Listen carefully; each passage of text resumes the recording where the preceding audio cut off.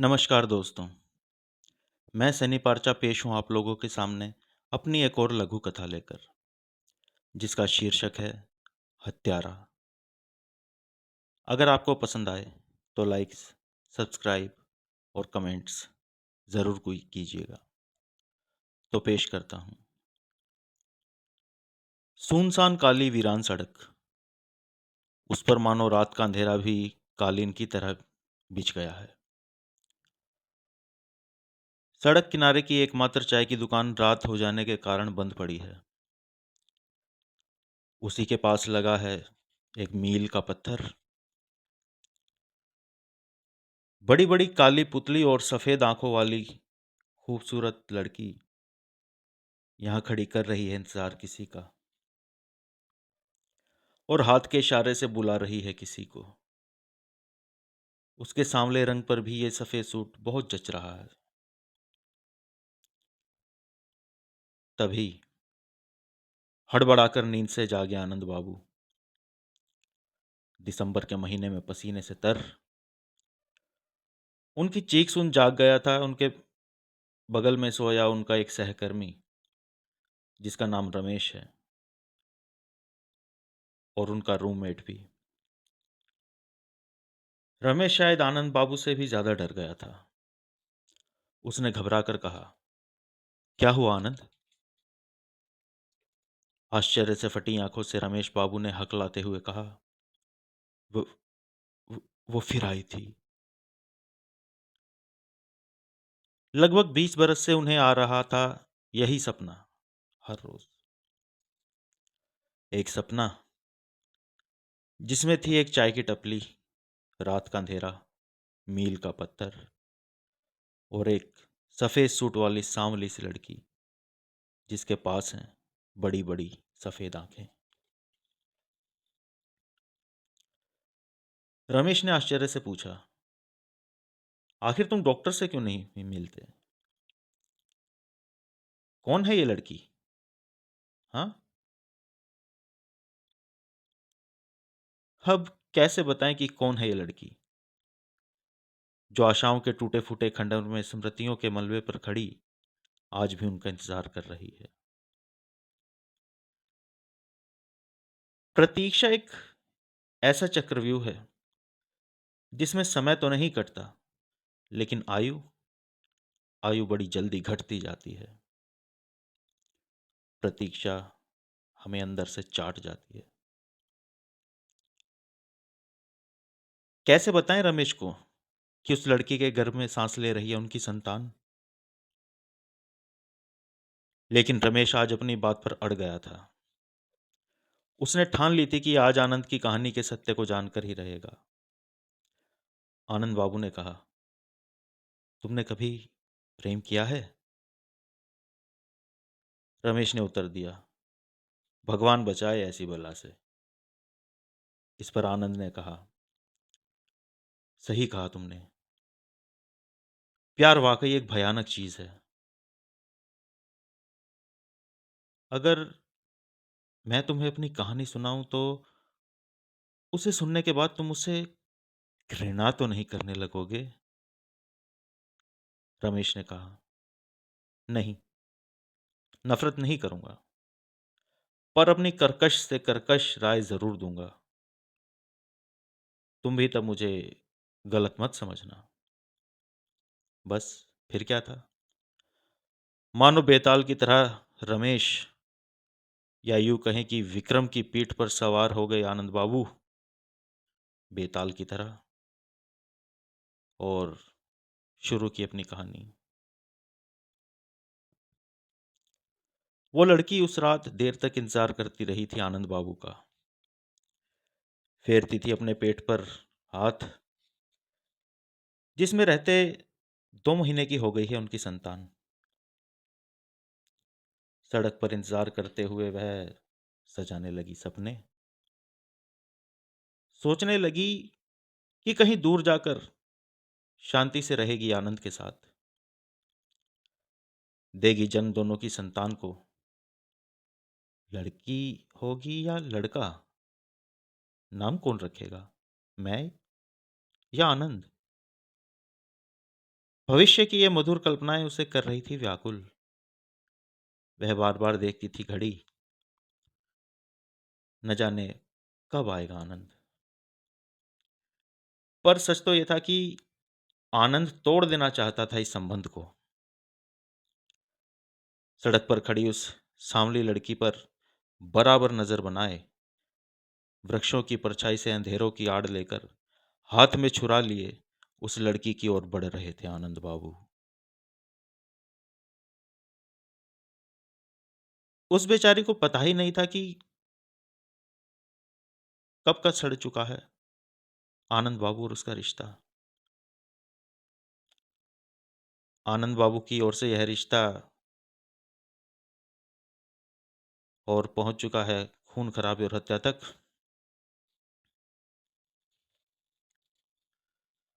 उधर वह सोच रही थी अपनी एक छोटी सी दुनिया बसाने के बारे में, सारी रूढ़ियों से दूर, जिसमें होंगे आनंद बाबू, उनकी संतान और वो खुद।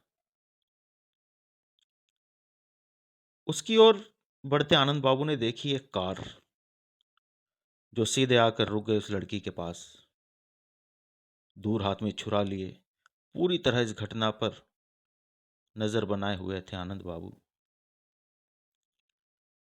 कार में से उतरे चार लोग जो उस लड़की के ममेरे चचेरे भाई थे। उन्होंने वहीं मारना पीटना शुरू कर दिया उस बेचारी लड़की को। कार के बोनेट पर उसका मुंह रखकर ऐसे घूंसे मार रहे थे वो लोग जैसे देहाती लोग मुक्का मारकर प्याज फोड़ते हैं। कुछ ही देर में नाक मुंह से निकल पड़ा रक्त का प्रपात। आनंद बाबू ने यहां से भाग जाना सही समझा, क्योंकि अगर वो उनके साथ होते तो उनका भी यही हाल हो रहा होता। वृक्षों के अंधेरे की आड़ में वापस मुड़कर चले गए आनंद बाबू, और यहां उस लड़की के पेट पर मारी जा रही थी लातें। नाक की हड्डी तोड़ दी गई थी, एक दो दांत भी होठों पर ईंट मारने के कारण टूट गए थे। उसकी चुन्नी का फंदा बनाकर खेत में घसीट ले आए उसे, और उसे तब तक पीटा गया जब तक वो खामोश नहीं हो गई। पेट्रोल डालकर वहीं जला दी गई उसकी लाश। सुबह तक गांव छोड़कर फरार हो चुके थे आनंद बाबू, और मन ही मन सोच रहे थे, अच्छा हुआ बला टली। आनंद बाबू जीवन में आगे बढ़ गए, शहर आए, नौकरी की, और रमेश जैसा अच्छा दोस्त मिला जो ना उनका सहकर्मी था बल्कि एक अच्छा इंसान भी था। अपनी कहानी सुनाते हुए बहुत गंभीर हो गए थे आनंद बाबू। अपनी लड़खड़ाती जबान में उन्होंने कहा, "ब- बस उस दिन से वो हर रोज मेरे सपने में आती है, खड़ी रहती है मील के पत्थर के पास, हाथ उठाकर इशारा करते हुए बुलाती है मुझे अपनी ओर। इससे इससे कब पीछा छूटेगा मेरा रमेश? वह क्यों मुझे डराती है जबकि मैंने नहीं की उसकी हत्या? कु- कुछ कुछ तो बोलो, कुछ तो बोलो रमेश।" रमेश ने एक लंबी ठंडी सांस लेते हुए उसकी ओर देखा और कहा, क्या तुम जानते थे कि वो पेट से है? आनंद बाबू बोले, उसका तो यही कहना था। शादी शादी की रट लगाए उसने मेरा जीना मुहाल कर दिया था। कुछ सोचकर रमेश ने फिर एक सवाल पूछा, क्या तुम जानते हो उसका हत्यारा कौन था? आनंद बाबू बोले, हाँ, उसी के भाई थे। मैंने उन्हें कम रोशनी में भी बराबर पहचान लिया था। रमेश ने आनंद की आंखों में आंखें डालकर कहा, नहीं, हत्यारे तुम थे। तुम स्वयं को उसके हत्यारों से बिल्कुल भी अलग मत समझो। करने तो तुम भी हत्या ही जा रहे थे ना,